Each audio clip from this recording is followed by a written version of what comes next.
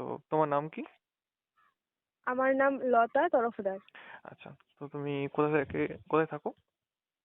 আমি নদিয়া জেলার নবদ্বীপ থানার অন্তর্গত কানাইনগর গ্রামে থাকি।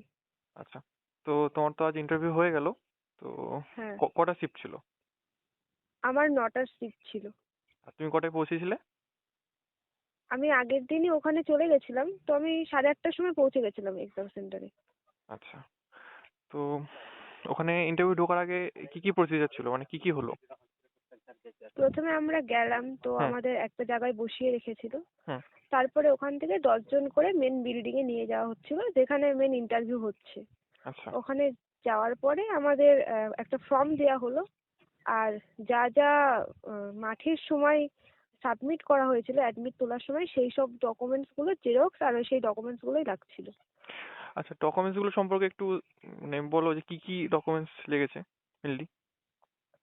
আমি যেহেতু মাধ্যমিক পাশে ফর্ম ফিল আপ করেছিলাম, তো হুম। আমার মাধ্যমিক ডকুমেন্টস আর কাস্ট সার্টিফিকেটটা লেগেছে।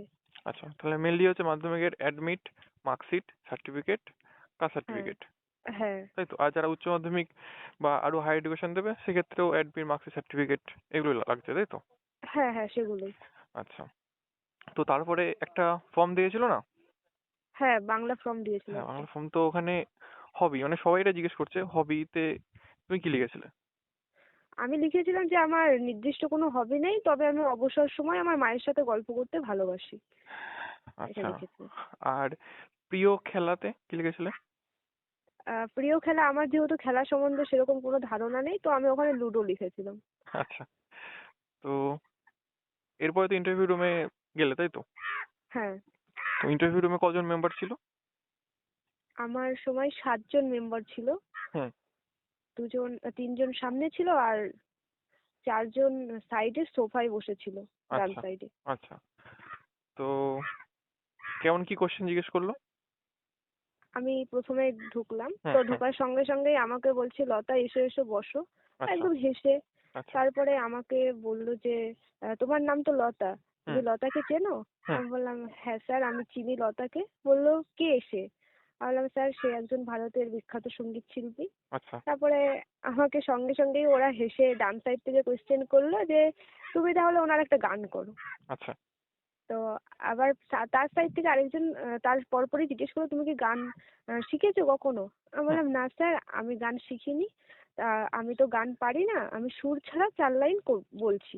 আচ্ছা। তো বললো, ঠিক আছে বলো। আমি সুর ছাড়া বললাম। হুম। তারপরে তার সাইড থেকে আরেকজন স্যার বললো, এবার তুমি সুর দিয়ে করো।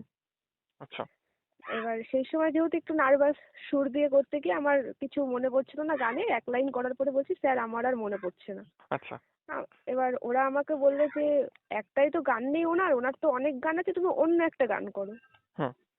তো সেই মুহূর্তে আমার আর কোনো গানই মাথায় আসছিল না। তারপরে 2 সেকেন্ড পরে আরেকজন স্যার, যে হুম। ডিআইজি স্যার হয়তো উনি, হুম। উনি আমাকে বললো যে আচ্ছা, তুমি কোথা থেকে এসেছো? হুম। আমি বললাম, নদিয়া জেলার নবদ্বীপ থানার অন্তর্গত কানাইনগর থেকে এসেছি। হুম। এরপরে আমাকে জিজ্ঞেস করলো যে তোমার হাই কোয়ালিফিকেশন কি আছে? আচ্ছা। আমি বললাম যে আমি গ্র্যাজুয়েশন কমপ্লিট করেছি, এর পাশাপাশি আমি এনসিসি করেছি। হুম। এবার আমাকে বললো, তুমি এনসিসি করেছো, তাহলে এনসিসির মোটোটা একটু বলো তো আমাদের। আচ্ছা। আমি ওনাদের এনসিসির মোটো বললাম। হুম। এরপরে আমাকে বললো, তোমার কোন সার্টিফিকেট আছে? হুম। আমি বললাম যে আমার বি সার্টিফিকেট আছে। আচ্ছা। আমাকে বললো যে তুমি তো ফায়ার করেছো তাহলে। হুম। আমি বললাম, হ্যাঁ। বললো, কোন রাইফেল দিয়ে? আমি বললাম, .22 দিয়ে। আচ্ছা। তারপরে আমাকে বললো যে আরো দুটো রাইফেলের নাম বলো তো আমাদের। হুম। স্যার, .22 আর এসএলআর। তো এসএলআর এর ফুল ফর্ম জিজ্ঞেস করলো আর বললো এসএলআর এর কাজ কি। আচ্ছা। ওইটার পরে বলার পরে আরেকটা স্যার আমাকে বলছে যে তুমি তো তাহলে এনসিসি করেছো, তাহলে শৃঙ্খলা বলতে তুমি কি বোঝো? হুম। তো আমি শৃঙ্খলার উত্তরটা দিলাম। আচ্ছা। এরপর ওরা আমার সাথে আর কি একটু সময় নিচ্ছিল, আমার প্রায় ইন্টারভিউ 5 মিনিটের বেশিই হয়তো হয়েছে। 5 মিনিটের বেশি হয়েছে? হ্যাঁ, এবার ওখানে তো ঠিকঠাক সময়টা বোঝা হ্যাঁ, যায় না। হ্যাঁ, হ্যাঁ, হ্যাঁ, মানে অনেকক্ষণ ধরেই তো হয়েছে। হ্যাঁ, এবার সবাই মিলে আমাকে কোয়েশ্চেন করছিল, তো আমি উত্তরটা দিচ্ছিলাম। হুম। হুম। হুম। এবার আমি সেই সময় আমার যতটা যা মনে পড়ছিল আমি ততটাই, মানে আমি বলিনি যে আমার জানা নেই বা আমি এটা পারবো না, বা আমি আচ্ছা। ঠিক করেছিলাম। আচ্ছা, ঠিকই আছে। এবার তো এনসিসির সম্বন্ধেই জিজ্ঞেস করেছে বেশি। আচ্ছা, তো সবাই মোটামুটি কোঅপারেটিভই ছিল, মানে মোটামুটি ভেতরে মানে খুবই কমফোর্টেবল ছিলেন নাকি? হ্যাঁ হ্যাঁ ওইরকমই। ও আরেকটা কথা, হুম আমি বাংলা ফর্ম ফিল আপ করার সময় আমি হুম। বাংলা সইটা করিনি। আচ্ছা তো আমাকে ডিআইজি স্যার বললো যে লতা এসো আমার এইখানে, তুমি সইটা করোনি তো সইটা করে দিয়ে যাও।